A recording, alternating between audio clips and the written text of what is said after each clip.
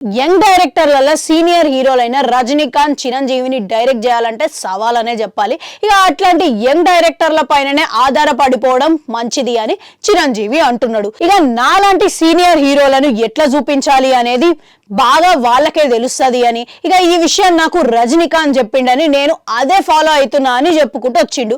ఒక సందర్భంలో నేను రజనీకాంత్ మాట్లాడుకుంటా ఆయన నాకు ఒక మాట చెప్పిండు. మనం పని చేయాలనుకున్న లెజెండరీ డైరెక్టర్ ఇప్పుడు లేరు, ఇప్పుడు ఉన్న వాళ్ళంతా కొత్తోళ్ళు. ఇక వాళ్ళ మన ఫ్యాన్స్ ఎవరనేది సింపుల్ గా వెతుక్కొని వాళ్ళ మీద ఆధారపడిపోవడమే మంచిది, అది కూడా కరెక్ట్.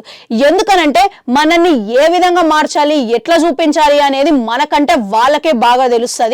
ఇక అదే ఫాలో అయిపోవాలి అని రజనీకాంత్ నాకు సలహా ఇచ్చిండు, నేను అదే ఫాలో అవుతున్నా. ఇక రజనీకాంత్ చెప్పిన మాటలు వినడం వల్ల, అది ఫాలో అవ్వడం వల్ల నేను వాల్తేరు వీరయ్య లాంటి సక్సెస్ నిచ్చిన ప్రస్తుతం వశిష్ఠతోని కూడా మంచి స్టోరీ చేయగలుగుతున్నా అని చిరంజీవి అంటున్నాడు. ఇక అంతేకాకుండా రాబోయే రోజులలో కూడా యంగ్ డైరెక్టర్లతోని నేను పనిచేయడానికి ఏ మాత్రం సంకోచించను, కాకపోతే మంచి కంటెంట్ నా దగ్గరికి వస్తే నేను ఆలోచించకుండా చేస్తా అని కూడా చెప్పుకొచ్చిండు.